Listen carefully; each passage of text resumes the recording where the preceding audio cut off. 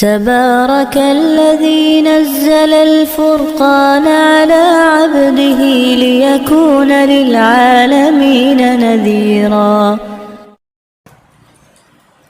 نحمده ونصلي على رسول الکریم۔ سورہ نساء میں اللہ جل شانہ نے مختلف قسم سے خاندانی حقوق، بندوں کے حقوق، عورتوں کے میراث اور والدین کے حقوق اور ان کی میراث، اولادوں کے حقوق اور ان کی میراث، اور اسی طرح آپس میں تعلقات کے قائم رکھنے کے لیے اللہ جل شانہ کے دربار میں رشتہ داری کا واسطہ، اور پھر اس کے بعد اللہ جل شانہ نے اللہ کے فضل پر شکر کرنے کی ترغیب دی، اور آپسی اموال کو بغیر اجازت کے استعمال کرنا بھی جھگڑے کا سبب بن سکتا ہے، تو حق مال کو کھانا اور حق طریقے سے کھانا یہ بھی ترغیب دی، اور اس کے بعد میاں بیوی کے درمیان کے حقوق اور ان کی اصلاح کے طریقے، اور خاندانوں میں جوڑ کس طرح پیدا ہو اور کیسے لوگوں سے پیدا ہو، اور اس کے اصلاح کے لیے کن کن لوگوں کو چنا جائے۔ آج عہدے داری کے لیے آدمی مالدار اور گنڈے قسم کے آدمیوں کو چنتا ہے، جیسا کہ سرکار دو عالم تاجدار مدینہ محمد رسول اللہ صلی اللہ علیہ وسلم نے فرمایا، قرب قیامت میں قوموں کے سردار اور ہر فیلڈ میں ہر طبقے کے جو عہدے دار ہوں گے نا، وہ ظالم صفتی ہوں گے، گناہوں والے ہوں گے، جن کے اندر تمام برائیاں پائی جاتی ہیں۔ ایسے اکثر ایسے لوگ ہوں گے۔ ہمیں تو قرآن نے تعلیم دی ہے، ہم مسلمان ہیں، ہم اپنے محکمات کے لیے، اپنے ہر چیز کے لیے ان حضرات کو چنیں گے جنہیں قرآن نے منتخب کیا ہے، جنہیں قرآن جو ہے اچھا بتاتا ہے،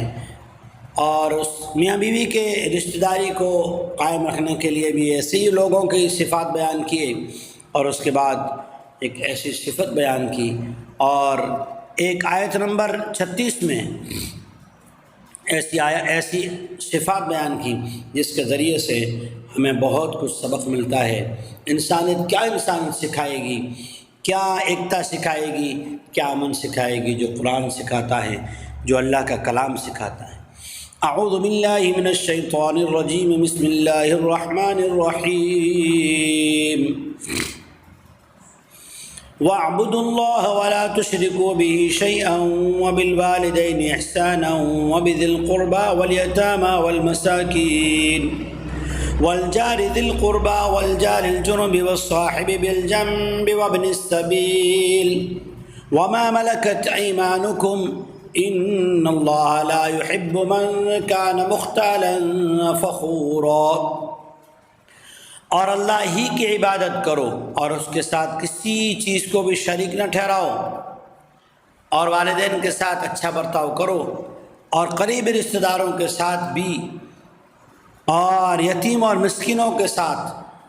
اور پڑوسی رشتہ دار کے ساتھ بھی، اور ساتھ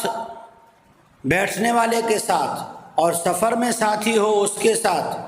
اور اپنے غلاموں کے ساتھ۔ بے شک اللہ جل شانہ شیخی بگاڑنے والے کو، غرور کرنے والے کو، فخر کرنے والے کو پسند نہیں فرماتے ہیں۔ اللہ جل شانہ نے حقوق اور مساوات، احسان کے مراتب والدین سے شروع کی، اس سے پہلے دو باتیں کہی کہ جو بھی نیکی کرو گے، چاہے وہ عبادت ہو اللہ کی، نماز، روزہ، زکوٰۃ، حج، سب عبادتیں آ گئی، ذکر و اذکار، تلاوت، اور اس کے بعد اس میں کسی چیز کو شریک نہیں کرنا ہے۔ مخلوق چاہے وہ انسان ہو یا کوئی اور چیز ہو، اس نے نقصان دیا، فلاں چیز نے نقصان دیا،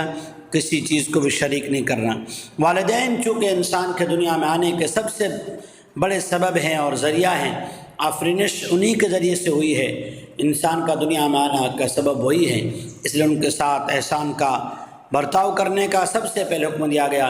پھر رشتہ داروں کے ساتھ، پھر یتیم مسکینوں کے ساتھ، غریبوں کے ساتھ، اور ایسے پڑوسی تین قسم کے ہیں۔ ایک وہ پڑوسی جو رشتہ دار بھی ہو، ایک وہ پڑوسی جو رشتہ دار تو نہیں ہے لیکن مسلمان ہے، ایک وہ پڑوسی جو پڑوسی تو ہے لیکن رشتہ دار بھی نہیں ہے، مسلمان بھی نہیں ہے، غیر ہے لیکن ہے پڑوسی۔ تمام کے حقوق اللہ جل شانہ نے بیان فرمائے، اور پھر مجلس میں بیٹھ کر ہمارے ساتھ بیٹھے ہوئے ہیں ان کی بات کی طرف دھیان نہ دینا اور ان کی بات کو اگنور کر دینا یا انہیں جو ہے مجلس میں ذلیل کر دینا، یہ ساری باتیں والصاحب بالجنب وابن السبیل، ان دو جملوں میں اللہ نے ساری مجلس کے آداب سکھا دیے کہ مجلس میں بیٹھ کر ہم کسی کے اڑا دیں یا کسی کا دل دکھا دیں یا کسی کی بات نہ سنیں، یہ ساری باتیں اس میں آ گئی۔ اور سفر کے ساتھ ہی، سفر میں آدمی چاہے کتنا ہی مالدار ہو، سفر میں آدمی اس حال میں ہوتا ہے اسے بہت سی چیزوں کی ضرورت ہوتی ہے۔ سب سے پہلے وہ چاہتا ہے کہ میرے ساتھ بیٹھنے والے مجھ سے مانوس ہوں، مجھے ان کے خطرے سے امن ملے، یہ سب سے پہلی صفت ہوتی ہے۔ غلام بھی انسان ہیں تو ان کے ساتھ بھی اچھا معاملہ کرنے کا حکم دیا۔ بے شک اللہ تعالیٰ جو ہے فخر کرنے والوں کو پسند نہیں کرتا۔ اس آیت کے بعد والی دو آیتوں میں اللہ جل شانہ نے صفات بیان کیے ہیں کہ ان احکام کے پورا کرنے میں کون جو ہے اپنے آپ کو بچاتا ہے اور کون ان احکام پر عمل کرتا ہے۔ اگلی دو آیتوں میں اللہ جل شانہ نے بیان فرمایا ہے۔ انشاءاللہ آئندہ کے سبق میں وآخر دعوانا ان الحمدللہ رب العالمین۔